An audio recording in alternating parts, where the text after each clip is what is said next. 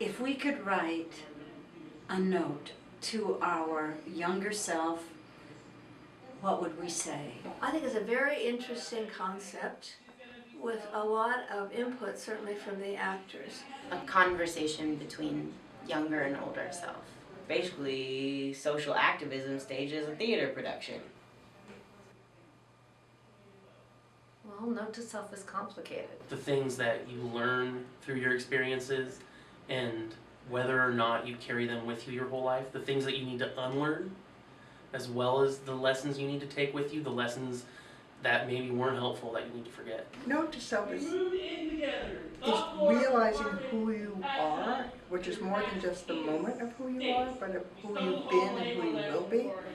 The younger version of ourselves, getting notes from our older versions, basically pushing us forward, telling us that we're gonna make it. There's one line that Vivian says, it's hurt, what is it?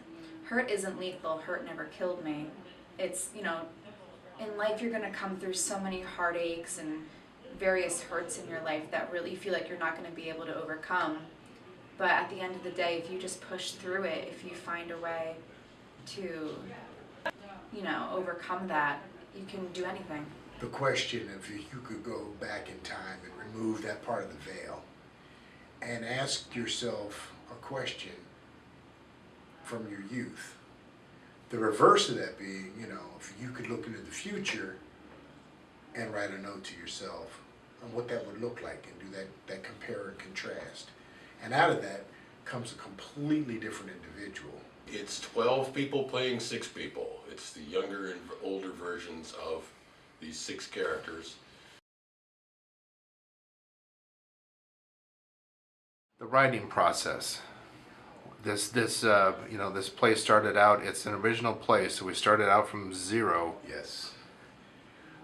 The writing process for me was kind of fascinating in that I'm meeting people for the first time.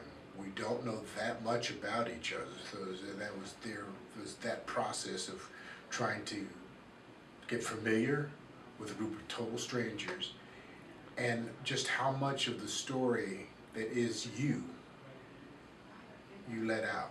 Yeah, so for the first workshop we met, I think it was at a school or something, and we kind of just met in this classroom and we had a meal together, which was really lovely. I didn't really know anybody in the room except for Adrian and, oddly enough, Jane, the woman who plays my counterpart. And then Adrian came in with a bunch of prompts, different questions. She gave us a writing assignment, and we just all wrote what that assignment was about. A lot of prompts, a lot of, you know, what does the tree mean to you? What does, I don't remember them all, but there were just lots of prompts and just thinking about what did this mean to you? What was it like to be a child? What was your favorite childhood memories? In 20 years, you'd like to tell yourself this. And so we just write, you know, free writing, you know, almost no time limit until we got to the bottom, just scribbling, and some great stuff came out of it. And then we would write furiously. Spent a year writing this, and so it's a combination of stories. Adrian just gave us prompts and I wrote. And then we pulled and then Adrian pulled all the best writing from those workshops.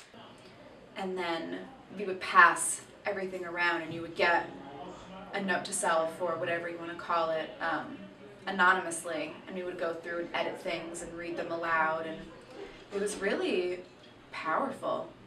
It was a really wonderful experience and a great way to break the ice. Then she compiled something much like the opening piece, the childhood piece that we do. That piece is very indicative of her style. Of here are all these different ideas coming from all these different places and people, and putting them into one cohesive piece involving finely choreographed movement. It's not quite dance, but very direct movement and words that have a choral quality to them that pop, in that it's almost like writing music.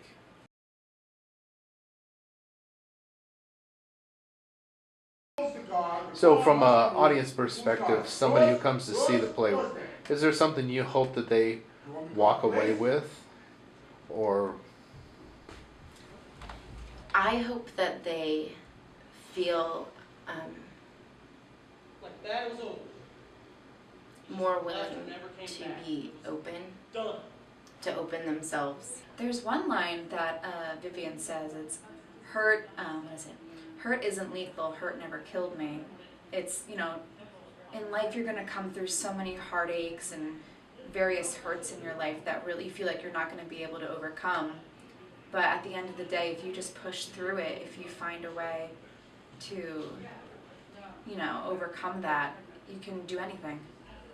And I really hope that people listen to that and know that they're not alone in that pain or that hurt or that shame, whatever it may be. Accepting who you are in the moment, who you're likely to be in the next couple of moments, and who you've been.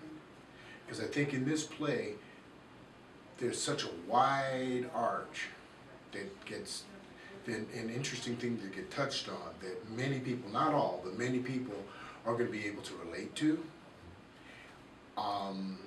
either in a fantasy or reality. And to be able to kind of just be acceptance of the fact that, yeah, we're all different, but we all have similar stories. I hope that someone who comes to see this play walks away with a desire to learn more about other people. I don't know, maybe it shows that even though one of us is older and the other is younger, we're still bound together. Just one scene speaks to somebody. Courage to be themselves and to witness each other, like in their, not just in their trauma, but also in their their greatness and their strengths. As most theater, I think it's going to hold up a mirror to the audience. I think a lot of audience members will see themselves on stage.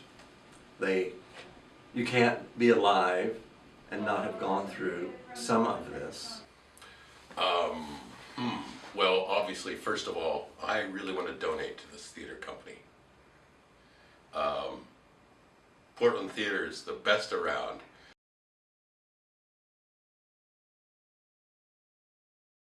Hello, my name is Catone Lyles, and I play the Elder Dirk.